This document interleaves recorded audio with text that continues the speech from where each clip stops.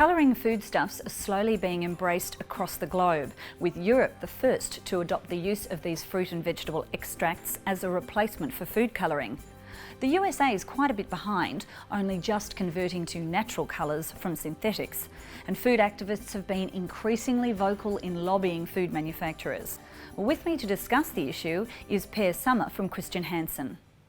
Per, thanks for joining me. Can you describe the global scene in relation to colouring foodstuffs? Let's start with Europe. Good. In Europe back 5-10 years ago, it all started with specific small brands that, as part of the brand identity, wanted to shift away from all colour additives, even away from natural colours with the E numbers, and then move into a clean ingredients list with no additives. That was the first step. The second step was an actual formalization, which is about 2.5 years ago, late 2013, where the European regulation officially approved that you could use colouring foodstuff as a colorant. And then I would say that the third element in all of this is actually that some of the big supermarket chains has chosen to support colouring foodstuff in Europe and move away from additives. So that's the picture. And if we sum it up today in Europe, we see a lot of brands using natural colors, and we see some brands using colouring foodstuffs sort of to step it one step up. And what about the USA?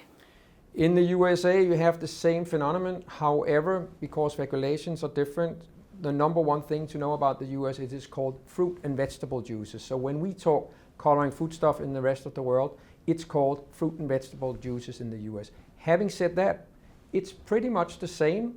It's just different regulation and there's some different rules over there, but it's the same phenomenon that we are seeing in North America. So where do you think the trend will lead? The trend will lead to it's all starting with consumers and consumers' concern about what are the ingredients in the food products that they are eating. And there's more transparency coming out, and there's more facilities for the consumers to see what is it actually that's in their products. So we believe the trend will move to that most food manufacturers will move to natural colors, and some where it fits with the brand identity will move to colouring foodstuff and a clean label product. What about Australia and New Zealand?